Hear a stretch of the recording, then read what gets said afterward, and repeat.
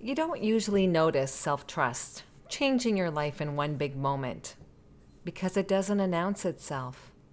It doesn't feel like a breakthrough. It shows up in much quieter ways. In the way that you make a decision and you don't immediately reopen it in your mind. It's in the way you stop replaying conversations over and over again. And it's in the way your body feels a little less tight inside your own life.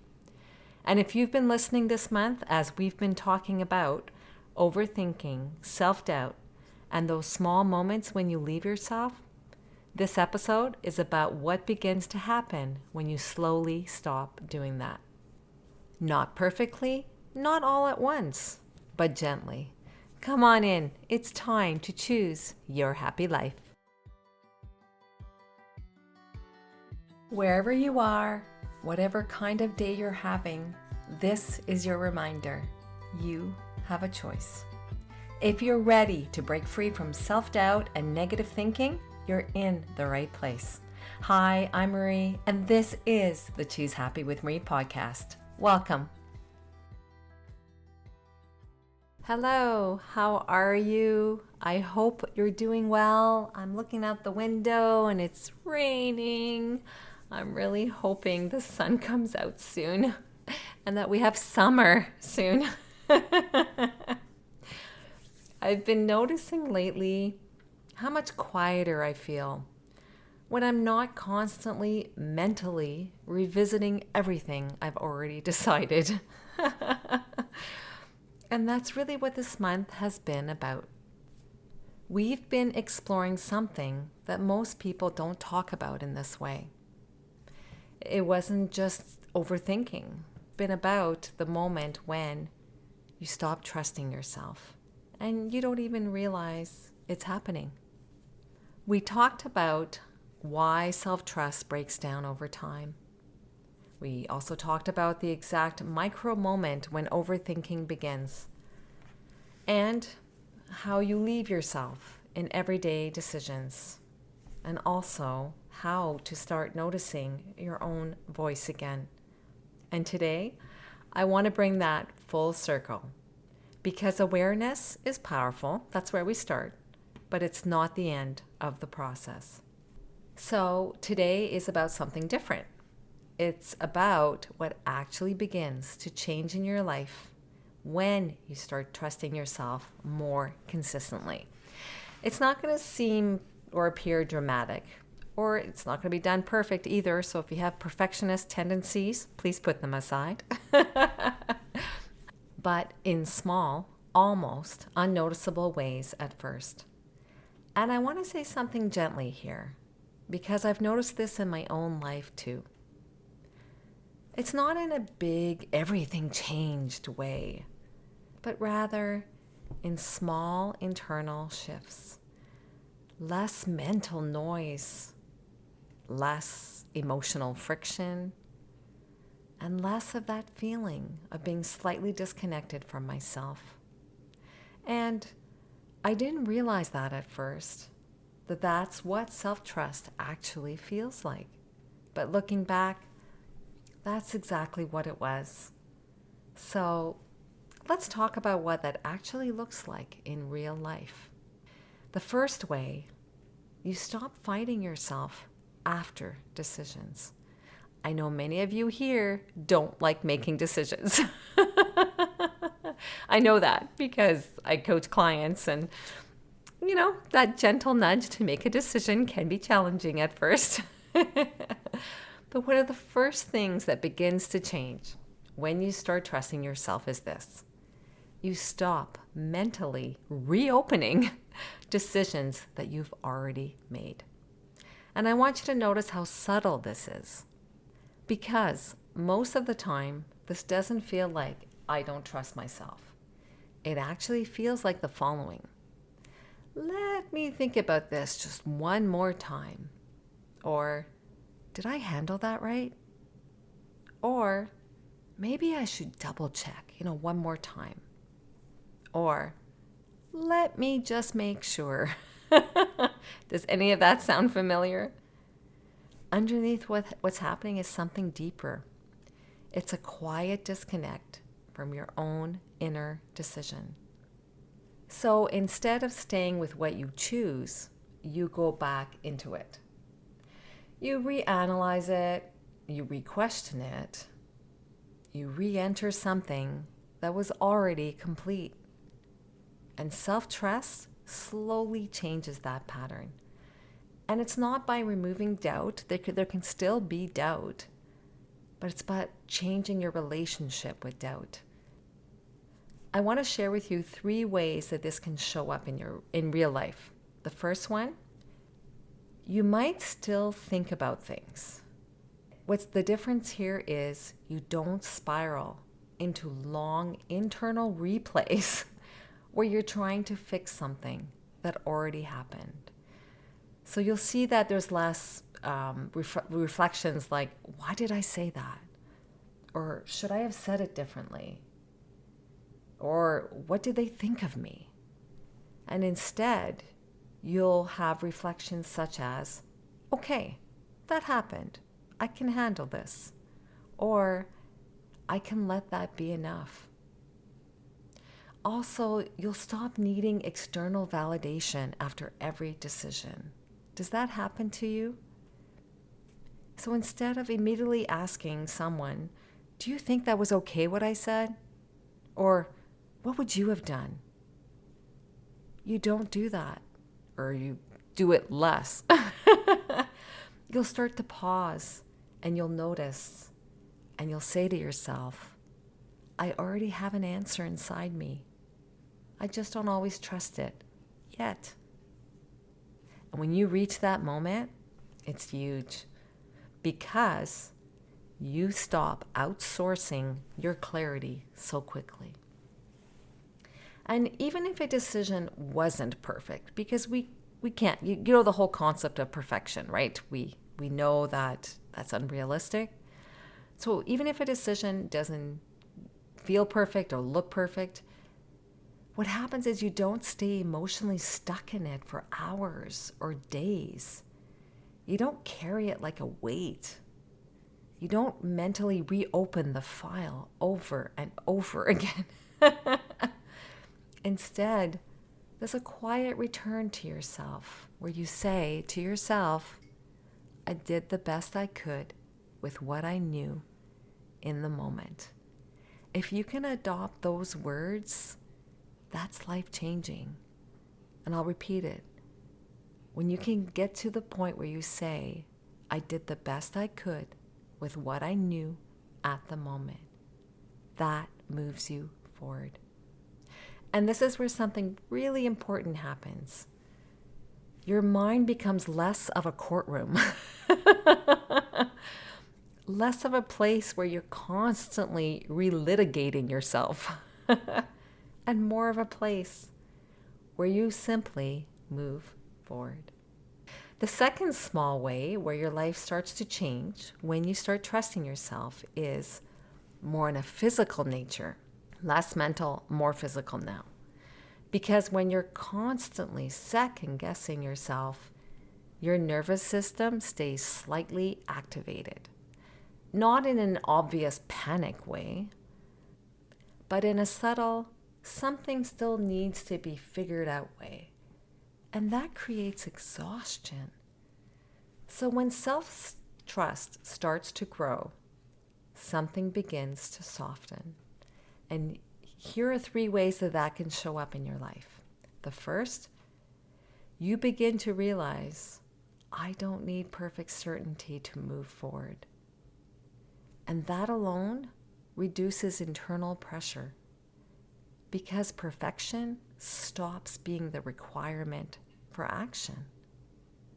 Another way is, you know that feeling of you're still thinking about something you already handled, you're replaying it in the background as you live your day, or you're feeling slightly tense, even though nothing is happening now. Well, that begins to fade. Not because your life gets easier, but because you stop mentally re-entering it. Also, things won't hit you as intensely internally. There's more space between stimulus and reaction.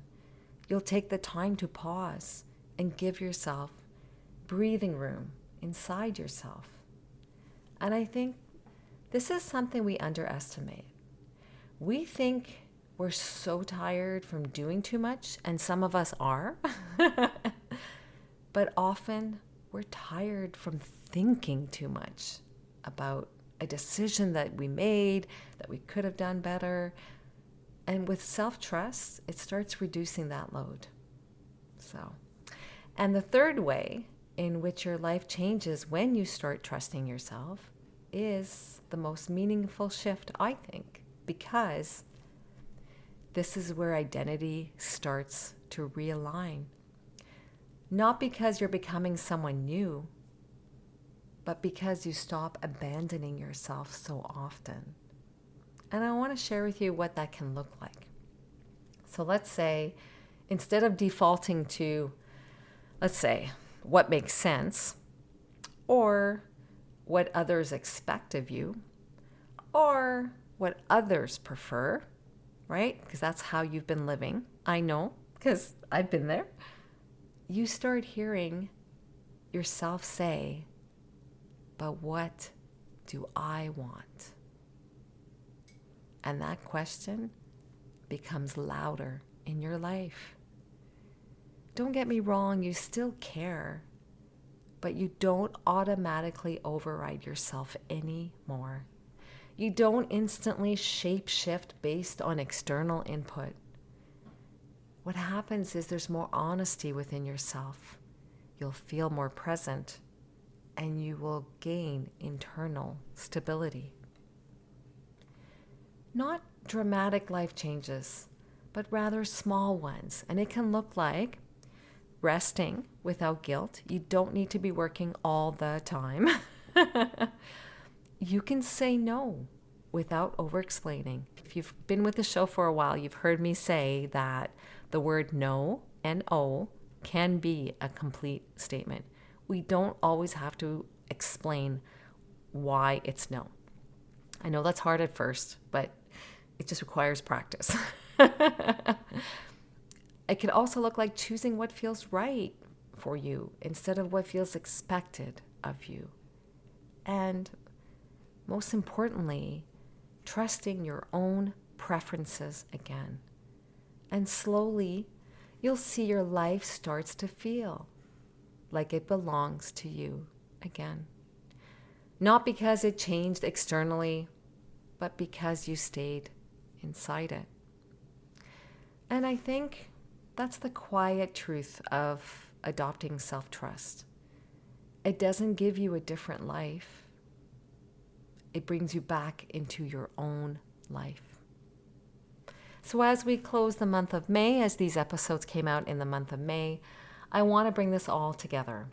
This month, we talked about overthinking, self-doubt, the moment you leave yourself, and how to begin noticing your own voice again.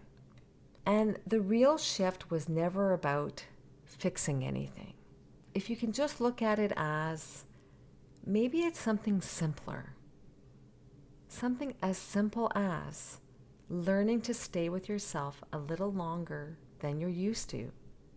Because every time you do that, very small changes happen. But over time, these small changes become your life.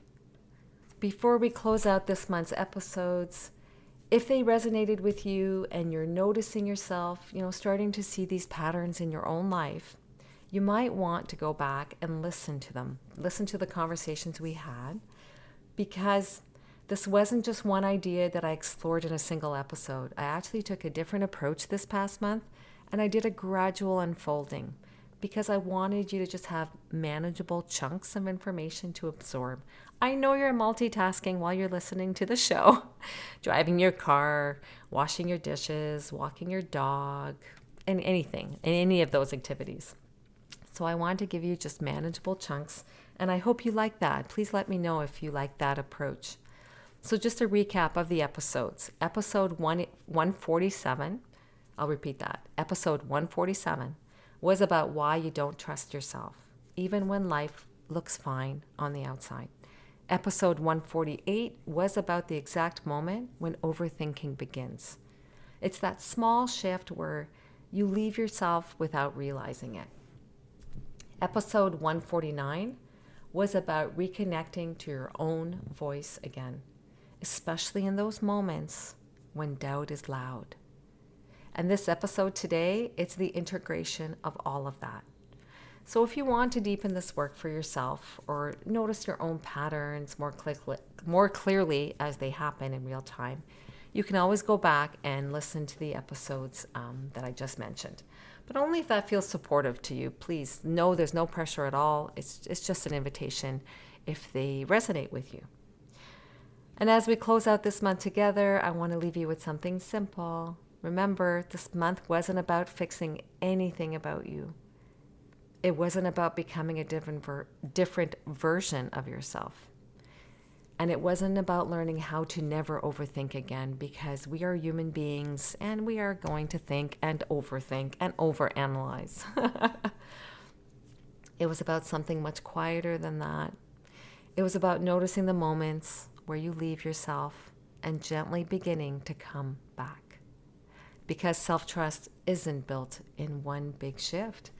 It's built in the small moments. You know, when you pause before spiraling into all these thoughts. When you notice your thoughts without immediately believing them. It's when you choose not to abandon yourself, even in the middle of feeling uncertain. And if there's one thing I hope you can take from this month's episodes is this. You're not trying to become someone new. You are learning how to stay with yourself again. And that changes everything over time. It's not dramatic, but it is deep. So wherever you are right now in your life, please know you don't need to rush to figure it all out. You don't need to fix everything at once. And you don't need to get this perfect. Just keep noticing and keep coming back to yourself. Trust yourself. You know the way forward. Every time you pause and choose differently for your life, you are choosing your happy life. Wishing you a wonderful week, choosing happy. Cheers. Thanks for listening to Choose Happy with Marie. If today's episode spoke to you, I would love it if you could share it with a friend or leave a quick review for the show. It helps more women find this kind of support. Remember, you don't have to overhaul your life to start feeling better. You just have to choose happy, right where you are, one choose happy choice at a time. I'll see you next time. Take care.